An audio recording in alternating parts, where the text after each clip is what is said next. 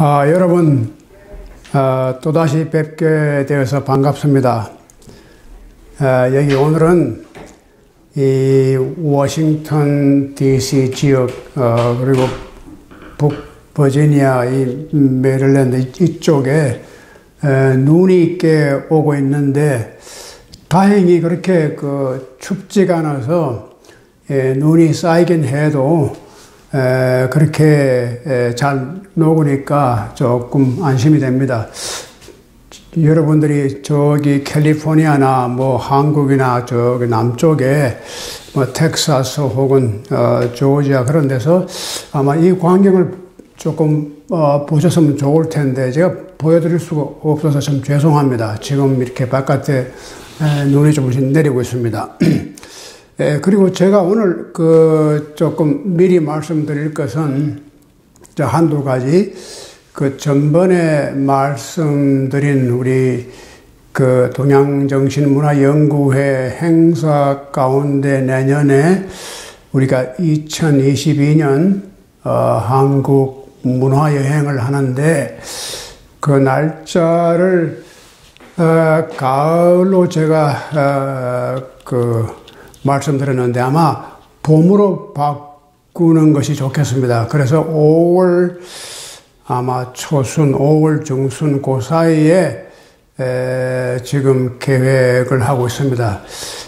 가을에 제 개인 사정이 좀 학교 일이 조금 복잡하고 또 학기 중간에 나가기가 좀 힘들어서 차라리 내년 봄학기를 좀 끝내고 바로 나가는 게 좋겠다 하는 생각이 들어서 5월 아마 초나 5월 한 7, 8일 뭐 10일 이렇게 시작해서 한 열흘 자세히 우리가 결정이 되면은 여러분에게 통지해 드리겠습니다.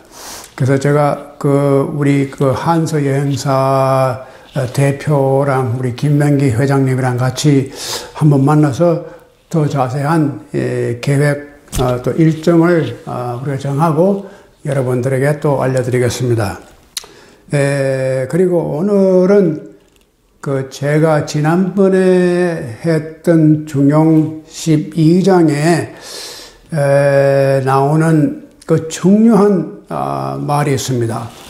여기에 비이언 이걸 우리가 했어요. 이제 중용 12장에 첫 부분을 우리가 했는데, 이 다음에 나머지 요것이 지금 우리가 오늘 할, 이 공부의 내용입니다. 그런데, 제가 지난번 강의가 끝난 다음에 이렇게 생각해 보니까 조금 마음에 뭔가 이렇게 흡족하지 못한 게 있어요. 그래서 이걸 좀 더 말씀을 드리는 게 좋겠다는 생각이 들어서 그걸 좀 되씹어서 좀 우리가 다시 한번 복습을 한번 하면서 이 뜻을 조금 되새기는 것이 좋겠다는 생각이 듭니다. 이 올해가 띠가 소띠인데 이 소가 음식을 먹으면 반드시 이렇게 되새김을 해요. 그래서 아마 올해 우리가 공부하는 것도 이렇게 한 번 했다고 그냥 지나가는 게 아니라 또 그것을 또 한 번 더 되새기는 게 또 아마 나쁘지 않을 것이다. 그런 생각이 듭니다. 자, 우선 여기 비이언 한마디로 말해서 나타나기도 하면서 동시에 숨는다. 이 말이 참 12장 전체를 이렇게 요약하는, 심지어는 중용 전체를 요약하는, 아주 간단히 요약하는 말이 바로 첫 머리에 나오는 오프닝 라인입니다. 비이언. 그래서 사실 보면은 중요한 책들, 이런 클래식들은 다들 이 오프닝 라인이 참 중요해요. 웬만하면은 이 오프닝 라인 첫 문장만 잘 이해하면은 그 책 전체를 다 이해할 수 있지 않겠는가, 그런 생각을 제가 종종 합니다. 그 창세기 첫 절에 in the beginning God created the heavens and earth. 아주 웅장한 쪽으로 나오잖아요. 그 창조, 우주. 이 요한복음서 보면은, in the beginning was word. 태초에 말씀이 있었다. 이것도 이게 좀 이상하단 말이에요. 그러니까 그 전체 요한복음서가 아주 철학적이고 조금 메타피지컬한 그런 면이잖아요. 그러니까 그 첫 문장에 그걸 시사를 해줍니다. 이 노자의 도덕경을 보면은 도가도 비상도 도를 도라고 이야기했을 때는 이미 도가 아니다. 뭐 이렇게 그러니까 그렇게 그 beginning, opening line 그 자체가 이미 전체 그 책의 내용을 갖다가 시사해 주는 겁니다. 그 문학 작품도 여러분이 잘 아시는 찰스 디킨슨의 A Tale of Two Cities 아주 멋진 말로 시작합니다. This is the best of times and the worst of times. 그러니까 우리가 이런 대작들은 첫 문장이 던지는 것이 굉장히 중요합니다. 그래서 그런 맥락에서 보면은 역시 이 중용 12장의 의미가 굉장히 심오하다. 나타나고 숨는 마치 숨바꼭질 하듯이 나타나는가 하면 숨고 숨는가 하면 나타나고 이것이 진리의 모습이다. 이런 거 우리가 이제 진리라고 해서 정확하고 분명히 해야지 그렇게 이렇게 나타났다가는 또 사라지고 사라졌다가는 또 나타나고 이게 무슨 뜻이냐. 근데 이제 이걸 한번 우리가 좀 깊이 생각해 볼 필요가 있습니다. 마르틴 하이데거라고 여러분이 아마 다 아시겠지만 20세기 굉장한 그 독일의 철학자가 하이데거가 이런 말을 했어요. Revealing is concealing. Concealing is revealing. 그러니까 나타내는 것이 곧바로 숨기는 것이요.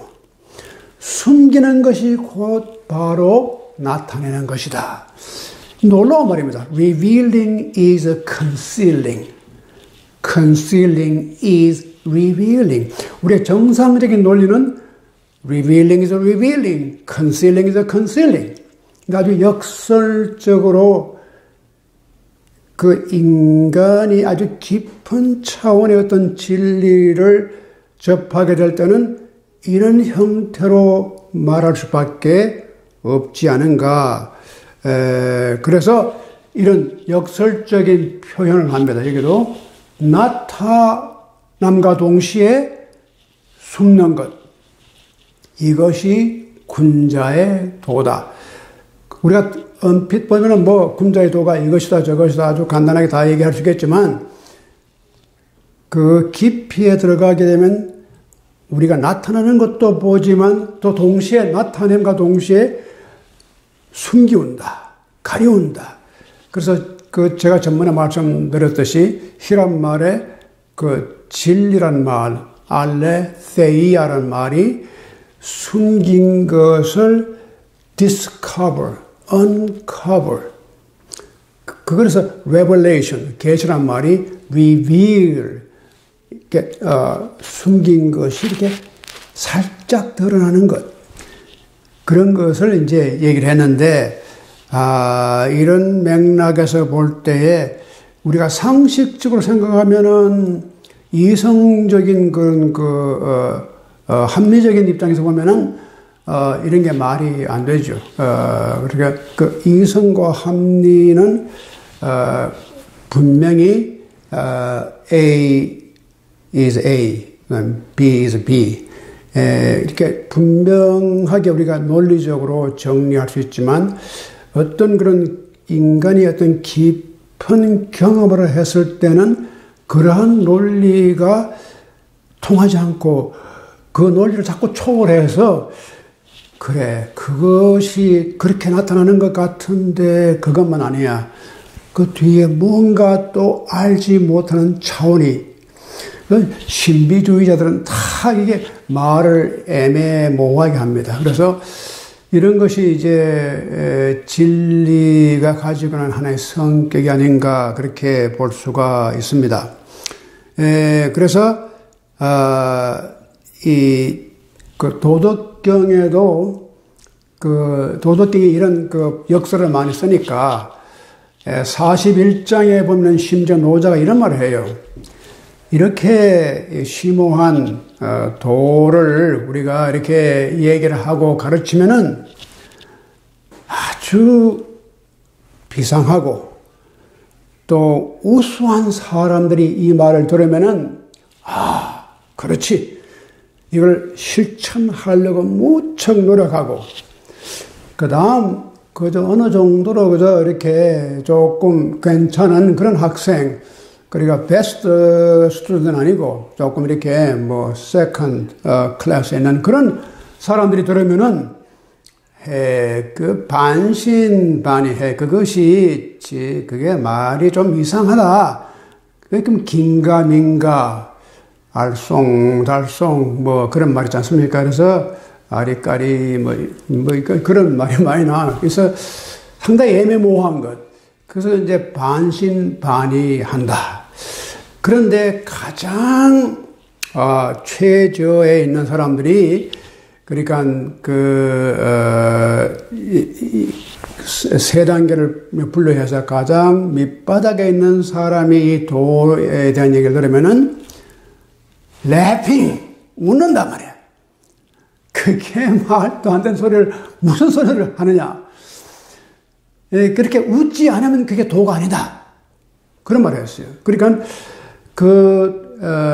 도의 차원이 얼마나 심오한가. 그리고 때로는 그것이 그 인간의 합리적인 생각이나 논리를 초월하는가. 그렇기 때문에 정말 깊은 차원에 들어간 사람들은 그걸 이해하고 그걸 실천하려고 노력하고, 그저 중간점 있는 사람은 긴가민가 이게 반신반의하는 거예요.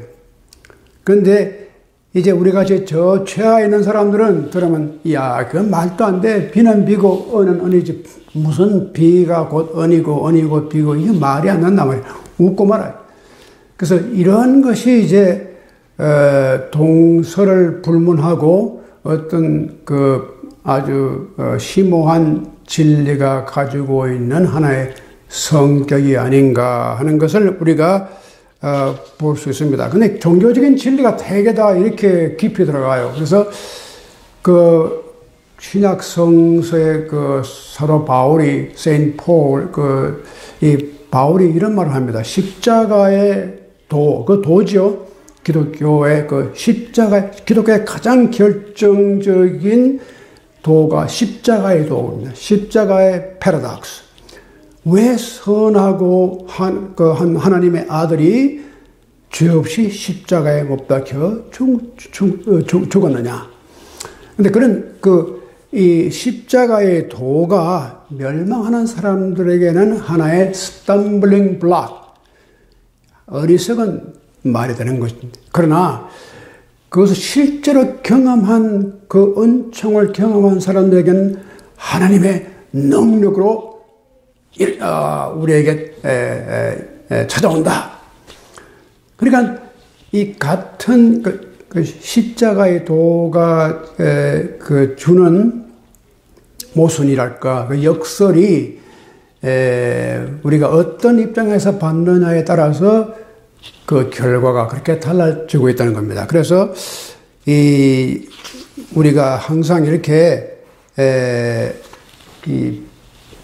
가리는 것 같으면서도 나타나는 것. 그래서 revealing is concealing. 저는 항상 그렇게 생각해요. 이제 우리가 비근한 예를 들면은 누가 너무 자기 자신을 자꾸 자꾸 많이 나타내려고 할 때는 뭔가 가리고 싶은 게 있는 거예요. 자기가 좀 이렇게 뭔가 다른 걸 자꾸 이렇게 리빌 할 때는 뭔가 컨실 하려고 하는 의도가 있어요. 또 반대로 뭔가 자기가 자꾸 컨실 한다고 하는 것이 어떻게 보면 자기를 오히려 나타내는 거예요. 그러니까 이런 역설적인 면이 항상 우리 일상생활 가운데도 우리 보여요. 그러니까 이런 반드시 리빌링하고 컨실링이 어떤 이원론적인 이것이냐 저것이냐의 문제가 아니고 비이원론적입니다. 그러니까 이원론을 극복해서 있어 non-dualism. 이것이 바로 이제 동서를 불문하고 깊은 어떤 신비적인 체험을 한 사람은 다 그 논리가 그런 정상적인 상식적인 논리가 아니라 이런 역설적인 논리를 이용해요. 그러니까 그런 것이 불교에서는 그러죠. samsara is a nirvana, nirvana is a samsara. 그러니까 닐바나는 닐바나고 samsara는 samsara인데 우리가 어떤 경지에 도달하면 samsara is nirvana, 이 세상 이 속세가 바로 닐바나다. 닐바나가 바로 이 속세다. 이렇게 이원론을 극복하고 들어가요. 그래서 그런 것이 이제 노자의 도도 그렇고 공자의 군자의 도도 그렇지 않느냐 그런 생각을 하는데 최근 우리가 한국의 제가 한국 학자를 다 알지는 못하지만 어떤 분들은 이 공자나 노자의 도를 너무 단순하게 아주 명쾌하게 설명하는데 그 명쾌하다고 하는 문제입니다. 명쾌하게 될 그런 어떤 성격의 일이라면 명쾌하게 해야 돼요. 그러나 본질적으로 명쾌하게 되지 않는 것을 억지로 명쾌하게 만들어버리면은 그 진리를 덮어버리는 거예요. 그러니까 거기에 어떤 심오한 차원의 인간의 어떤 intuition 혹은 experience 그런 어떤 아주 인간 전체가 우리가 이해할 수 있는 어떤 그런 차원의 깊은 진리는 그렇게 명쾌하게 설명이 안 돼야 되는데 이것을 명쾌하게 딱 설명해버리면 원래 가지고 있던 그런 심오한 차원의 진리를 리빌링 하는 것 같으면서도 오히려 컨실링 한다. 그 말이에요. 제가 자꾸 이렇게 조금 너무 형이상학적인 말씀을 드려서 죄송합니다. 조금 이렇게 좀 쉽고 재미난 말씀을 드려야 하는데 어쩔 수 없이 이런 건 우리가 다시 또 생각해야 됩니다. 이제 한번 이렇게 해서 우리가 알 게 아니라 이제 이런 것이 자꾸 나오기 때문에 우선 이 정도로 하고, 이런 역설적인 차원이 있다는 것만 아시면 됩니다. 자, 그런데, 오늘 이 나머지를 한번 우리가 훑어보면은, 천지지대야, 하늘과 땅이 참 위대하다. 그 말입니다. 그래서 유소감. 그러니까 우리가 인간으로서 볼 때는 이 우주랄까 하늘과 땅이 너무나 위대하기 때문에 여기에 대해서 우리가 다 이해하거나 또 다 만족할 수는 없어요. 왜 이럴까?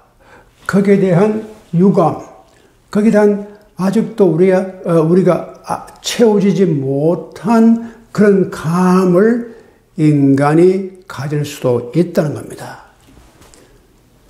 그러므로 군자의대 군자의 도를 이제 말할 때 아주 크게 말하면은 그 큰 것으로 보면은 천하의 막능 혹은 막능제은 이건 부정하는 거죠. 그렇게 할 수가 없다. 죄는 이게 지는 것, 뭐 이렇게 지게 우리가 이렇게 짊어지는 것, 이 죄는 그런 죄잖아요. 이 세상에 어떤 것도 그것을 질 수가 없다. 그러니까 워낙 그 군자의 도라고 하는 것을 크게 보면은 아무리 이 세상에 어떤 것도 불가능해요. 그것을 업을 수가 있다거나 그것을 이렇게 채울 수가 있다거나 그만큼 무한하다. 또 그것을 아주 작게 말하면은 아주 작은 단위로 우리가 말하면은 천하의 어떤 것도 능하지 못. 이게 파자가 이게 쪼갠다는 뜻입니다. 이걸 이게 이걸 깨웁니다. 이걸 깬다는 뜻인데 깨어버리는 것, 쪼갠다 그런 뜻이 이제 파자거든요. 천하의 어느 것도 그것을 군자의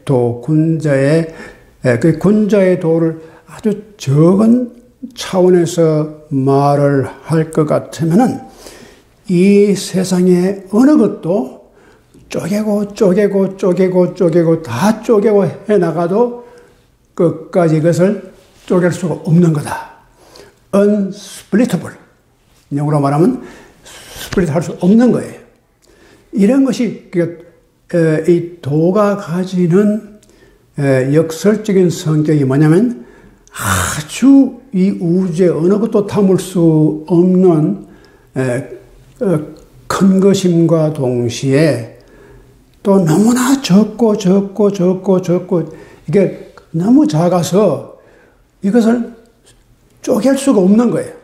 우리가 쪼개고 다 쪼갤 수 있는데 마지막 단위에서 쪼갤 수 없는 단계까지 가는 것이 그것이 군자의 도가 이렇게 큰 면과 작은 면이 다 같이 있다는 거예요. 참 이게 상당히 신비적인 얘기입니다. 이런 신비적인 사람들은 항상 이 우주 가운데 가장 작은 것이 가장 큰 것을 잉태하고 있다.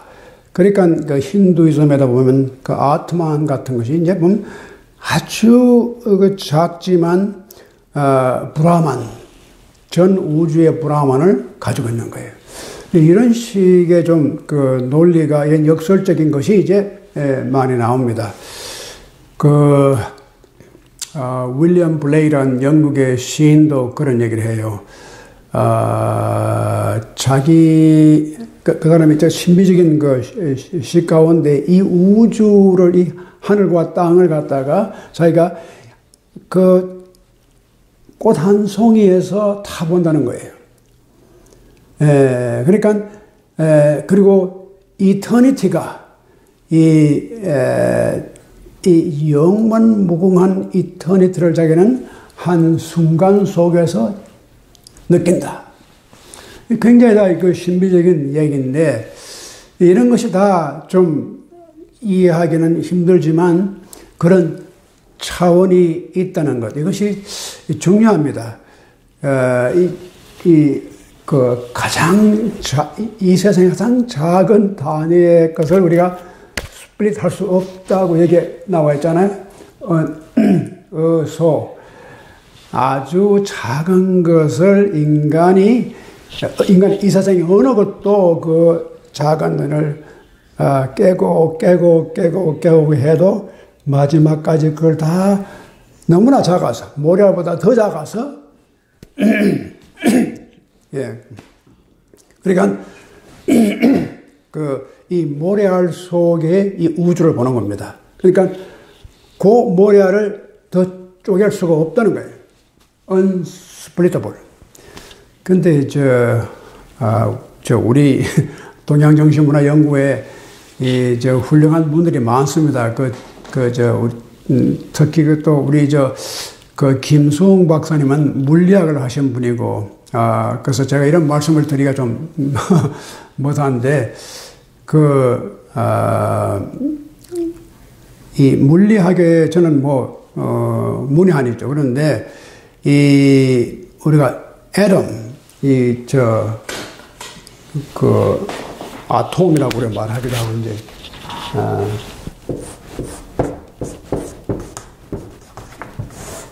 이 애덤이란 말이 무슨 말이냐는지 여러분 혹시, 이 핵이거든요. 그런데 아토믹 bomb 이렇게 해서 애덤. 근데 여기에希腊, 어원을 보면은 이, A가 이게, 부정, 그렇게, 할 수 없다. 그래서 이게 이제, 애덤이라는 말 자체가 unsplittable.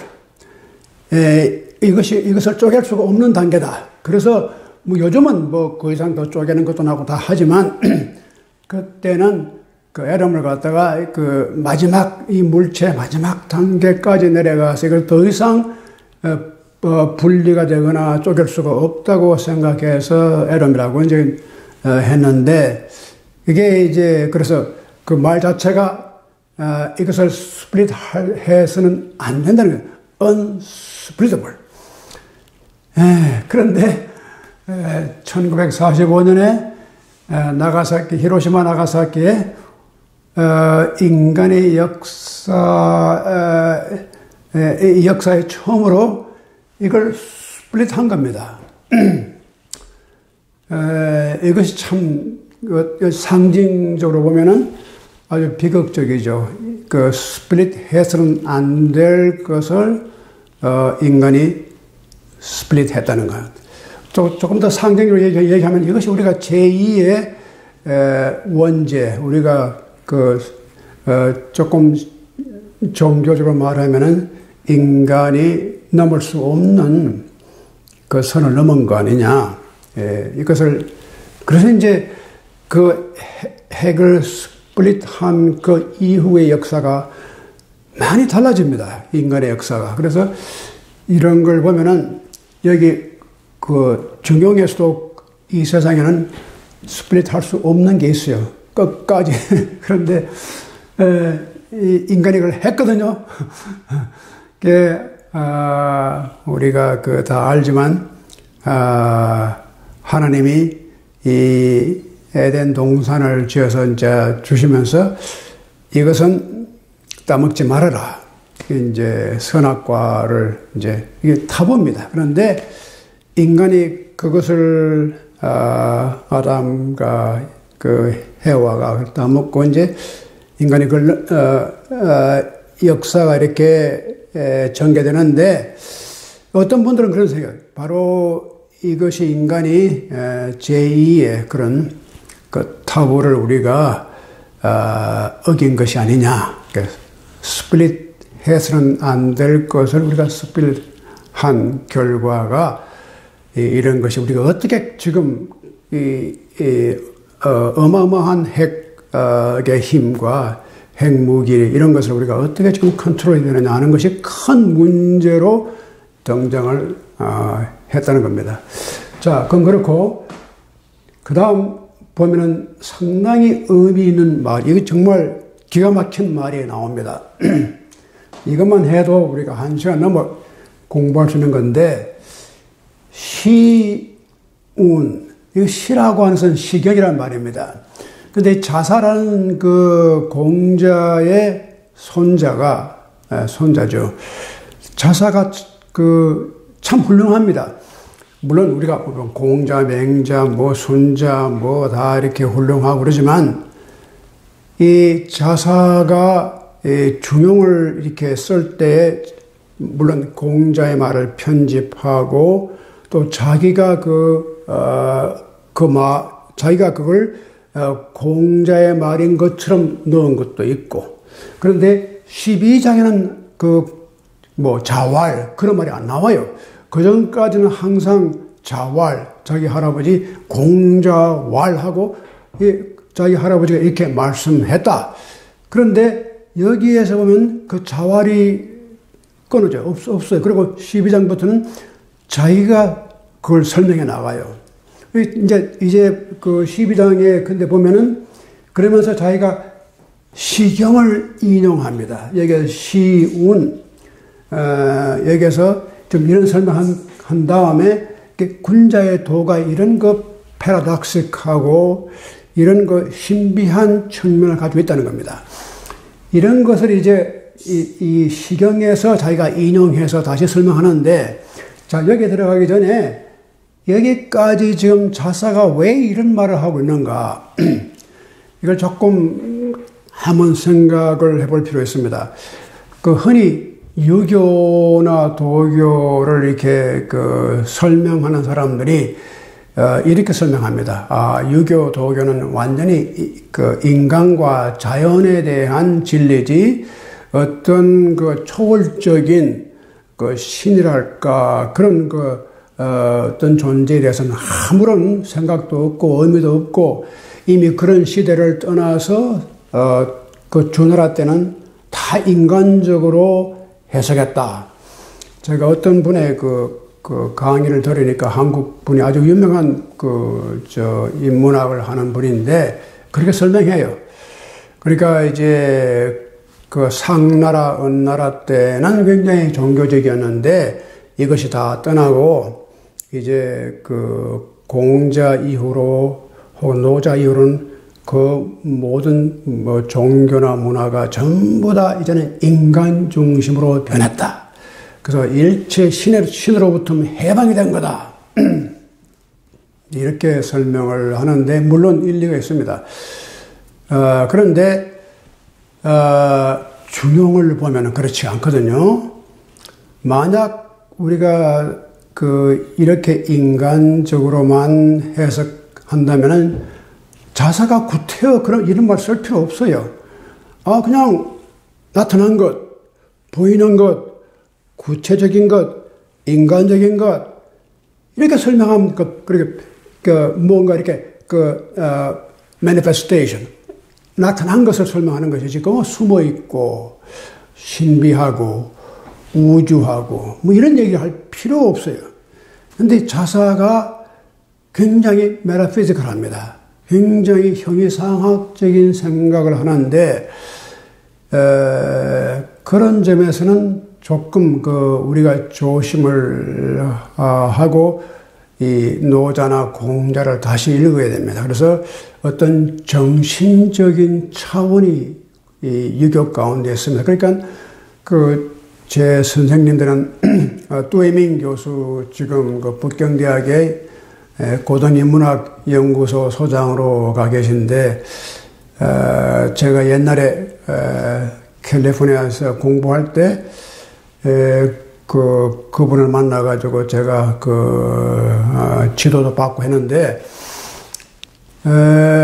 뚜에밍은 지금 세계적인 학자입니다. 근데 그분의 좋은 점이 뭐냐면 그분이 책을 많이 썼다거나 그런 게 아니라 뭔가 아주 새로운 차원으로다가 자기가 유교를 해석합니다.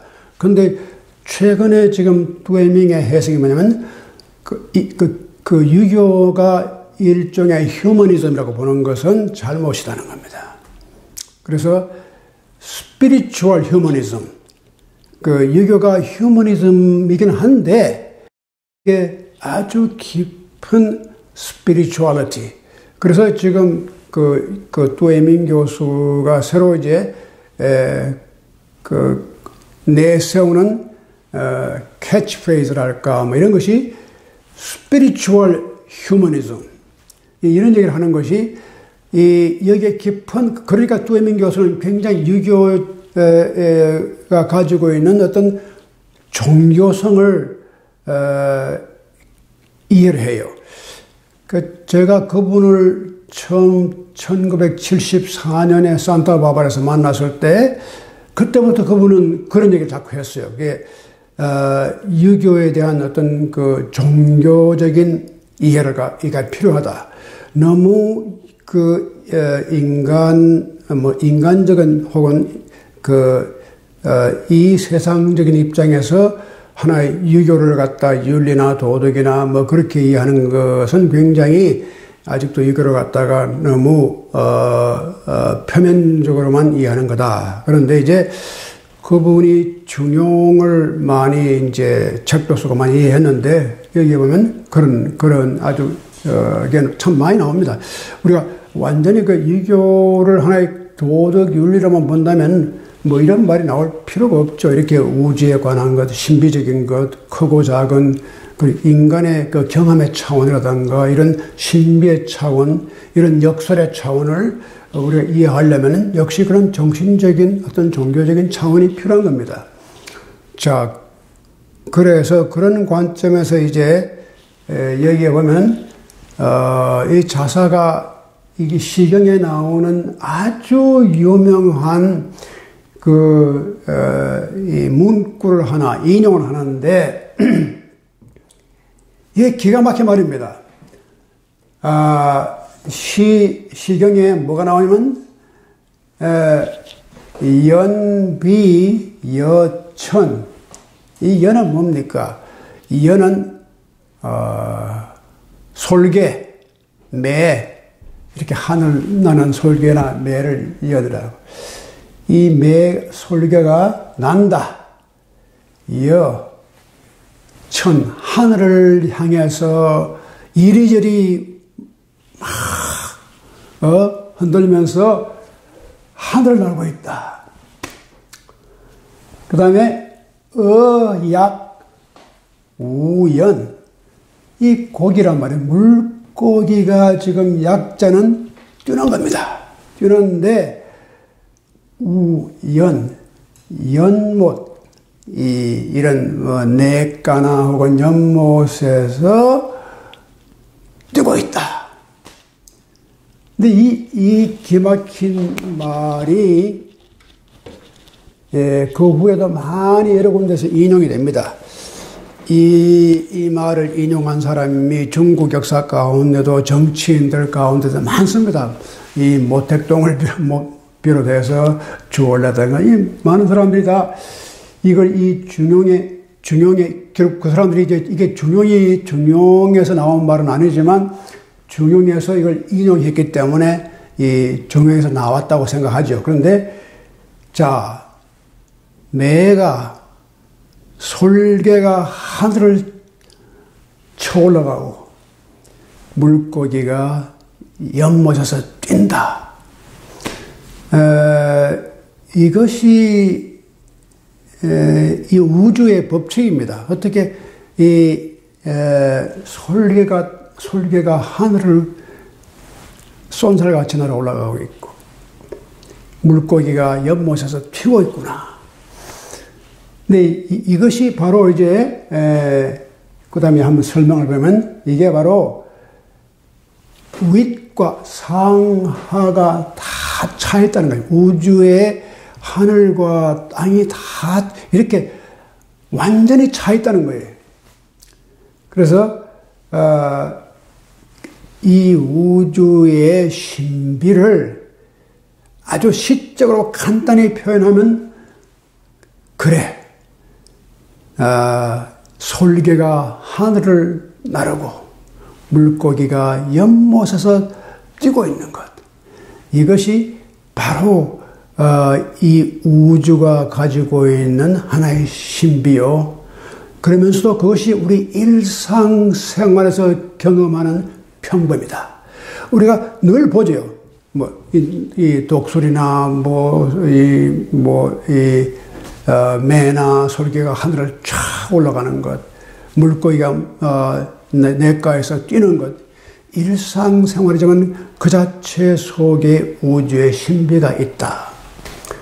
그래서 군자지도, 군자의 도라고 하는 것은 조단, 호부부. 이게 조는 만들어진다. 그 만들어질 때가 이 단자는 시작입니다. 단서. 그래서 이것이 부부의 어리석음, 전번에 말씀드렸죠. 남녀 간의 일반 평범한 남녀 간의 부부의 어리석음에서도 이루어졌지만 그것이 급기지야. 그것이 도달하는 곳이 아주 지극한 경지에 도달하니 찰호천지, 모든 하늘과 땅이 꽉 들어찬다. 이런 뜻이에요. 자, 그런데 이런 이야기가 조금 구체적이 아니기 때문에 그렇게 쉽게 언론 이해하기 힘든데, 이제 조금 지나면서 우리가 이제 조금 다시 우리가 되짚고 하면은 이런 이야기가 또 나오니까 우리가 지금 너무 조급하게 다 이해를 못한다고 하더라도 조금 우리가 적용을 좀 더 하면은 아마 이해를 더 잘 할 수 있지 않을까 생각합니다. 그런데 자, 한번 다시 돌아가서 연비 여천. 여러분 용비어천가란 말 들어보셨어요? 그 누가 썼죠?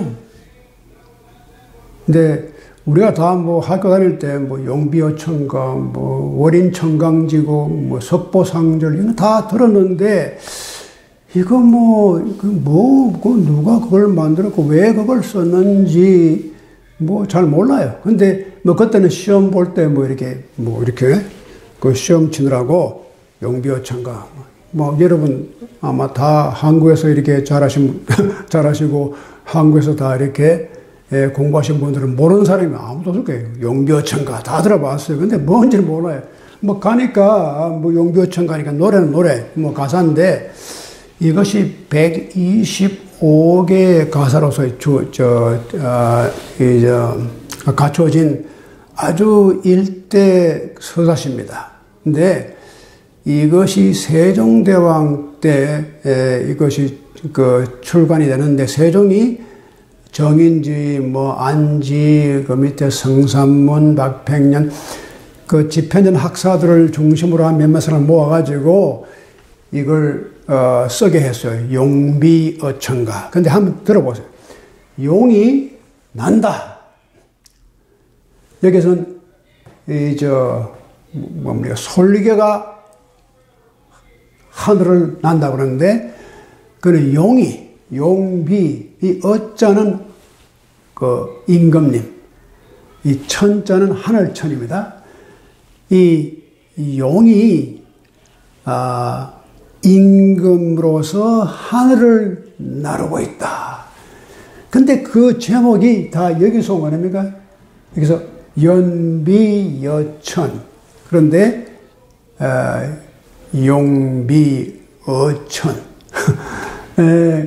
그만큼 그 당시에 이 중용의 이런 문구가 많은 사람들에게 영향을 미쳤고, 그런 문구가 다시 이제 용비어천가로도 이어지는데, 그 용이 나는데 그 용이 나중에 그게 다 이제 어란 말은 그 임금 어자입니다. 모시는 그런 어이 뭐 이런 거. 그 천입니다. 하늘로 올라가는 겁니다. 요즘은 또 개천에서 용이 났다 그래서 그것도 용이 개천에서 용비어천인데 되겠죠. 그런데 이하간 이 용비어천가를 이렇게 그 내용이 뭐냐면 그 세종이 4대 왕이죠. 조선조에.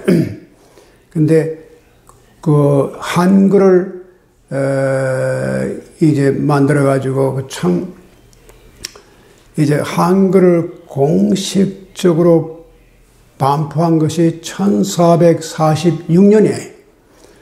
그런데 용비어천가라는 이 책이 씌워져서 나온 것이 1445년, 바로 1년 전에 이 책이 나옵니다. 그런데 이 책이 언문, 우리 한글로 써졌어요. 놀라운 거죠. 그리고 역사적으로 세종이 한글을 만들어가지고 처음으로 우리말로 쓴 책이 용비어천가입니다. 근데 이제 왜 그렇게 하느냐 하면은 세종이 이제 그렇게 이제 고생을 해서 한글을 만들었는데 이게 진짜 이 말이 제대로 이게 뭐 좀 한번 시험을 해봐야지. 그래서 그 한글만 가지고 한번 써본 거예요. 이 한글로다가 이 한문에, 그리고 한문은 그 밑에 오히려 토를 달고 그 뜻을 갖다 설명하려고. 그런데 우리 그 용비어천가의 특징은 한글을 처음으로 실험한 겁니다. 이렇게 해서 한글을 한번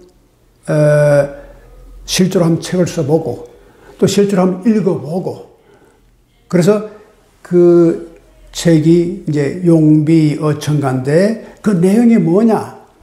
그 세종은 자기 선조, 그러니까 태조로부터 뭐 그 위에부터 시작해서 자기 조상들에 대한 이야기입니다. 그 이야기를 쭉 써가지고 어떻게 해서 이렇게 정말 하늘을 나르는 용이 됐는가 하는 그런 걸 이제 그 일대 아주 거창한 서사시로서 125곡을 갖다 이렇게 써내려갔는데 이게 참, 근데 이제 이게 1445년에 이제 지금 나왔으니까 이것을 낸 다음에 이제 공식적으로 1446년에 한글을 반포를 해요. 그래서 한번 테스트를 해봤다는 거죠. 용비어천가가 바로 이제 이 테스트를 하면 테스트 드라이브 하듯이 이제 처음 만들어가지고 한번 테스트를 했는데 그거 괜찮다. 그리고 이제 이 목적은 이제 백성들이 이 조선조가 어떻게 이렇게 수립이 되고 어떻게 흘러왔는지를 갖다가 좀 이렇게 쉽게 우리말로 이렇게 설명할 수 있게끔 하기 위해서 그렇게 한 거예요. 그리고 이제 또 1447년에, 그러니까 한글이 반포된 그 다음 해 또 뭘 내냐면 월인청강지곡, 아주 월자는 달월자죠. 인자는 도장 찍는 그 인자인데, 달이 월인천강, 그 강이 천이라고 하는 강이 1000개가 있는데 그 달 하나가 이 강 1000개에 다 떠 있다. 그래서 월인천강지곡을 쓰는데 그것도 역시 이제 한글로 썼는데 그게 그 내용은 뭐냐면 불교의 석가가 어떻게 이제 일생을 간단히 요약하고 불교의 교리를 간단하게 설명하고 한 것이 바로 월인천강지곡. 왜냐하면 달은 하나인데 그 하나의 달이 무수한 강에 다 떠 있더라. 이건 불교의 화엄불교에서 나오는 이야기입니다. 그리고 석보상절, 그 석이란 건 석가라 말이죠. 보는 그 계보, 석보, 아주 자세한 절, 설명. 석보상절도 바로 석가의 가르침과 교리를 이렇게 설명한 거예요.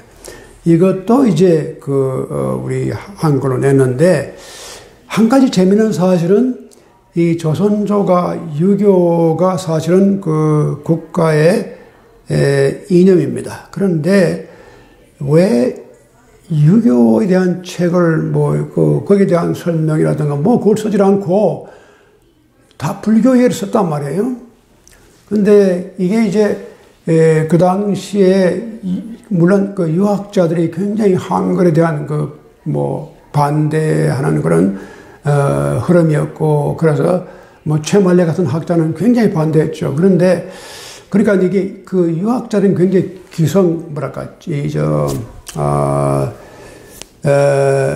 이걸 우리 요즘 말로 하면 기득권 이제 그런 사회 좀 그런 처이고, 그 당시 불교는 좀 이렇게 평민들입니다. 아직도 그때 1392년에 이 태조가 조선을 설립했으니까 그때부터 1446년 한 50년밖에 안 됩니다.